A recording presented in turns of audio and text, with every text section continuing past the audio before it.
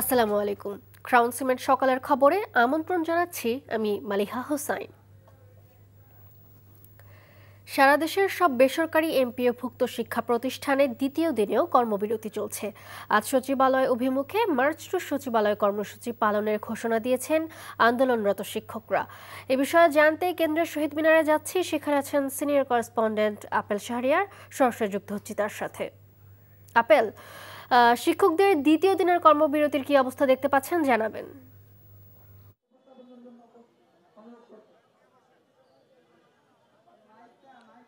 বেসরকারি শিক্ষা প্রতিষ্ঠানের এমপিওভুক্ত শিক্ষক কর্মচারীরা আজও কেন্দ্রীয় শহীদ মিনারের সামনে বিক্ষোভ করছেন অবস্থান নিয়ে, এবং যে গতকাল থেকে যে কর্মবিরতি অর্থাৎ শিক্ষা প্রতিষ্ঠানে তারা যাবেন না সেটি কিন্তু এখনো চলমান রয়েছে।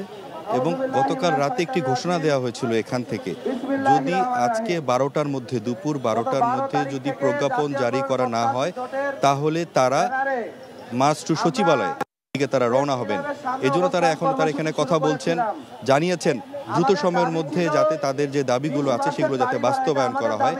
একই সঙ্গে রোববার থেকে তাদের যে আন্দোলনটি শুরু হয়েছিল এবং সেখানে প্রেস ক্লাবের সামনে যখন তার অবস্থান কর্মসূচি পালন করছিলেন সে সময় পুলিশের লাঠিপেটা এবং সাউন্ড গ্রেনেডে বেশ কয়েকজন আহত হয়েছে, সেটি তারা ক্ষোভ জানিয়েছেন কেন এটি করা হলো, শিক্ষকদের উপর হামলা কেন করা হলো, এবং সেই ঘটনারও তারা বিচার চেয়েছেন।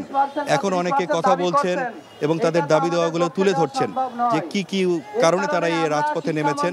এবং আজকের যে এই আন্দোলন যে করছেন তারা কয়েকদিন ধরে, এটি নতুন নয়, এর আগেও তারা সরকারের সঙ্গে বসেছেন, আলোচনা করেছেন শিক্ষকদের যে সমস্যাগুলো রয়েছে সেগুলো কিভাবে সমাধান করা যায়।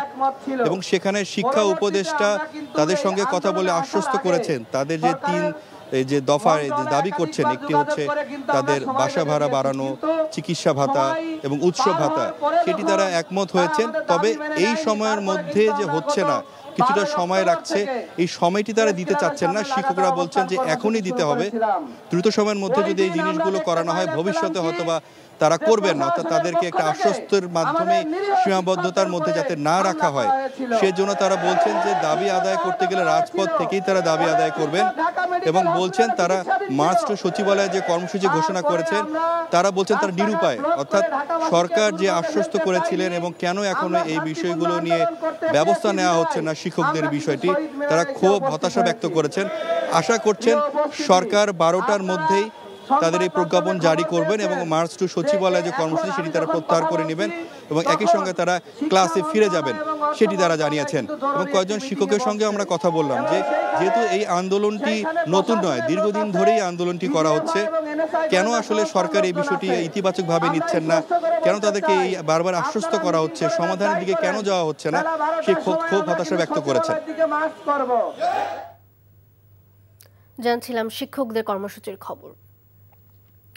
চট্টগ্রাম বিশ্ববিদ্যালয় কেন্দ্রীয় ছাত্র সংসদ ও হল ছাত্র সংসদ নির্বাচন আগামীকাল। এবারে চাকসু নির্বাচন 5টি অনুষদের 7টি গোপন ভোট কক্ষে অনুষ্ঠিত হবে। চাকসু নির্বাচনে 26 পদের বিপরীতে প্রতিদ্বন্দ্বিতা করছেন 415 জন। আগামী সকাল 9টা থেকে বিকেল 4টা পর্যন্ত একযোগে ভোট গ্রহণ অনুষ্ঠিত হবে। নির্বাচনের সকল প্রস্তুতি সম্পন্ন করেছে বিশ্ববিদ্যালয়ের নির্বাচন কমিশন। এই মুহূর্তে যোগ দিচ্ছেন চট্টগ্রাম বিশ্ববিদ্যালয়ের প্রতিনিধি ফুয়াদ মণ্ডল। সরাসরি চলে যাচ্ছে তার কাছে। ফুয়াদ, কাল তো ভোট গ্রহণ হবে, তো শেষ মুহূর্তের প্রস্তুতি কেমন দেখছেন, জানাবেন।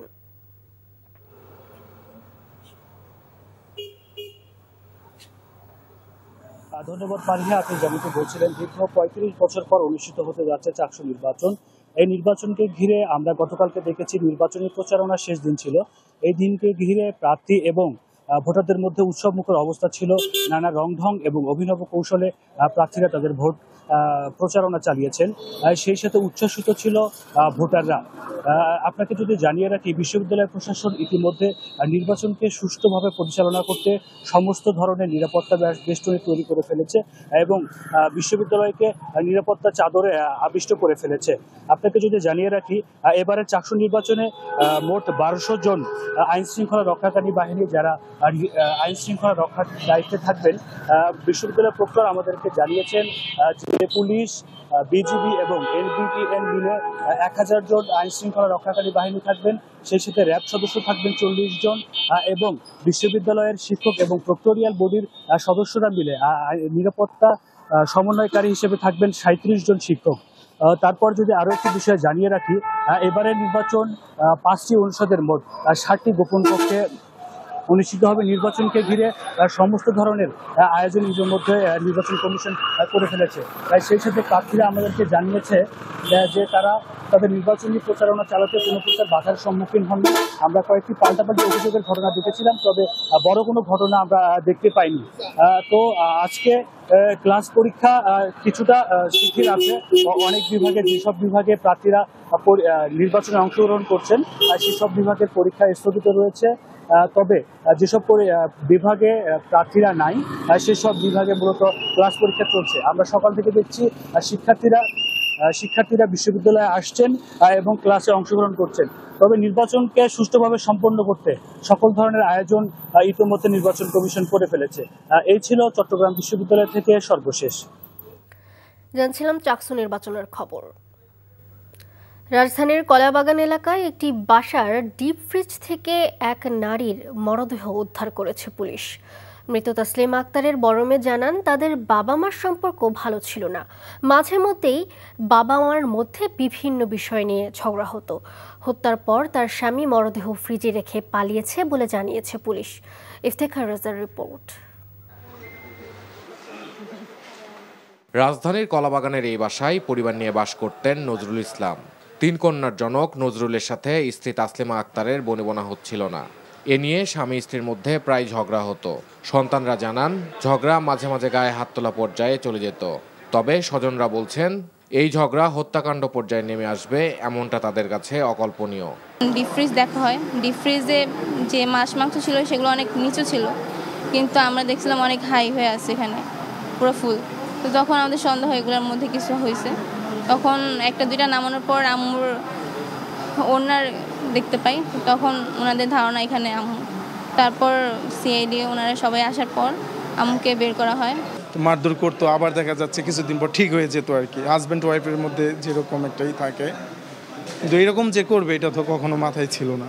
কলাবাগান থানা ওসি জানান, খবর পেয়ে পুলিশ বাসার তালা ভেঙে রক্তের দাগ অনুসরণ করে ডিপ ফ্রিজ থেকে মুখ বাঁধা অবস্থায় মরদেহ উদ্ধার করে।